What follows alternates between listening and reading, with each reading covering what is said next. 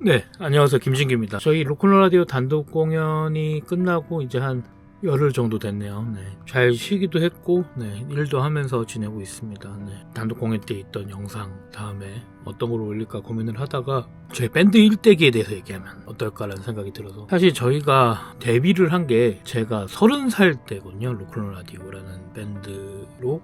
근데 그 전에도 저는 계속 밴드를 해왔어요. 제가 18살 때 지금 YB, 당시에 윤도현 밴드일 때 테크니션이라는 게 거의 우리나라에 존재하지 않을 때부터 테크니션 일을 좀 했었거든요. 그래서 거의 한 7, 8년 동안 YB에서 활동을 하다가 그 사이사이에 이제 고등학교 2학년 때 지금 아연산업정보학교라고 실용음악과가 있었어요. 네, 지금도 있지만 그때는 2년제 반이 있었는데 열심히 음악을 하고 있다가 이제 YB 테크니션에 들어가게 되고, 이제 제 밴드를 만들고 싶다는 생각에 20살부터 이제 홍대에 입성을 합니다. 그래서 20대 계속 고배를 마셨어요. 네. 데뷔를 한번 못하고 계속 클럽 주말에 들어가기 위해서 엄청나게 열심히 하다가 겨우 어떻게 주말 밴드에 들어가게 됐다가 결국엔 그 밴드가 이제 해체를 하게 됐는데, 사실 해체를 했다기보단 당시에 제가 쫓겨났어요, 그 밴드에서. 네. 쫓겨나는 바람에 이제 지금의 멤버들 민규와 탈퇴했지만 민우 그리고 저 그리고 다른 기타리스트랑 함께 밴드를 하고 있었는데,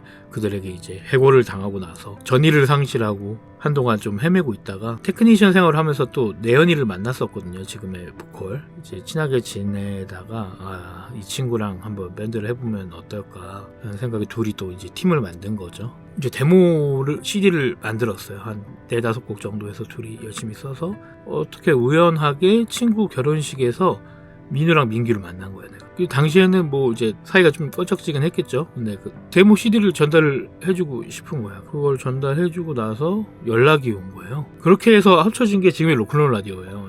네. 사실 20대 때 정말 어두운 밴드 생활을 했었고 조금이나마 빛을 발한 게 로큰롤 라디오라는 팀을 하고 나서인데, 사실 그것도 쉽지가 않았던 게 저희가 2011년에 결성을 했거든요. 사실 당시에 이제 우리가 악기 이런 게 없었거든. 사실 지금 연습실도 20대 때부터 쓰던 이 연습실이에요.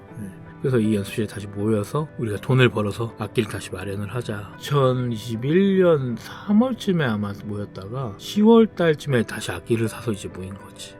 그래서 그때 저희가 가지고 있던 노래가 있었는데 그 중에 하나가 눈동자라는 곡이었어요. 그 곡이 로컬 라디오로서 함께한 첫 곡일 거예요, 아마. 그 곡이랑 제일 처음에 썼던 게 제 기억에는 오션이었던 것 같아요. 그 노래들로 이제 합주를 막 하기 시작하고 계속 곡을 쓰기 시작해서 합주를 진짜 많이 했거든요. 네, 그때는 그렇게 많이 하지 않았다. 우리가 탑밴드2에 어떻게 하다가 이제 신청을 하게 된 거예요. 그래서 그때 공연 FF에서 공연했었나? 한 2번 공연하고 탑밴드2에 출연을 하게 됐는데, 근데 트리플 라운드가 있었어. 그래서 트리플 라운드에서 우리랑 고고보이스랑 또 한 팀이 있었는데, 우리 딱 무대 끝나고 고고보이스가 딱 시작하는데 이거 안 되겠다 싶더라고. 이 구력 자체가 다르구나. 그래서 그 라운드에서 떨어지고 나서 방송에 한 지나가는 그림을 한 9초 나왔나? 그리고 떨어지고 나서 충격을 받은 거지, 우리 나름에. 그래서 우리 합주를 많이 해야겠다.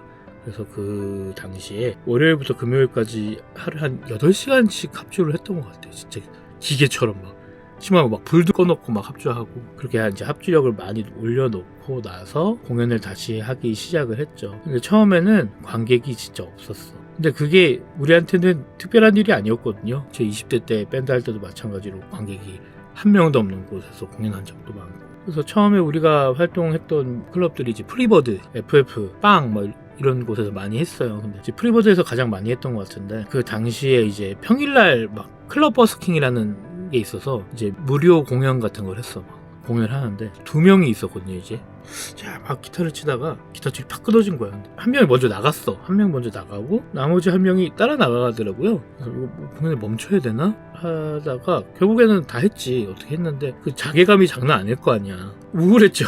공연 끝나고 이거 어떻게 해야 되나, 우리가 과연 이거를 타파를 할 수 있을까, 사람들이 공연 안 오는 것도 안 오는 건데 그보다 나갈 정도면 이거 문제가 있는 거 아닌가라는 생각에 그런 생각이 들더라고. 우리가 무대를 안 즐기는데 사람들이 어떻게 즐길까? 우리가 즐거워서 막 즐기는 거는 쉽잖아요. 근데 그런 상황이 아니어도 우리가 즐기는 모습을 먼저 보여주면 사람들이 좀 거기에 동요하지 않을까라는 생각에 마음을 좀 고쳐먹고 진짜 미친 듯이 합주하고 미친 듯이 공연을 했어요. 네. 그러면서 곡도 계속 써가고 이러면서 이미 이제 정규 앨범을 낼 정도의 곡을 가지게 된 거죠. 한 10몇 곡 있었으니까. 그러면서 그때 그런 생각이 들더라고요. 활동하면서 내가 이 홍대 바닥 안에서 6개월 안에는 로큰롤 라디오라는 팀을 모르는 사람이 없게 하자라는 생각으로 진짜 미친 듯이 했는데 6개월 후에 그렇게 됐거든요. 어느 순간 우리가 공연하면 사람이 꽉 차기 시작하고 줄을 서기도 하고 사실 그 전에는 우리가 경연 같은 거에서 한 번도 돼본 적이 없어요. 심지어 우리가 뭐 2008년 이럴 때도 쌈사페 뭐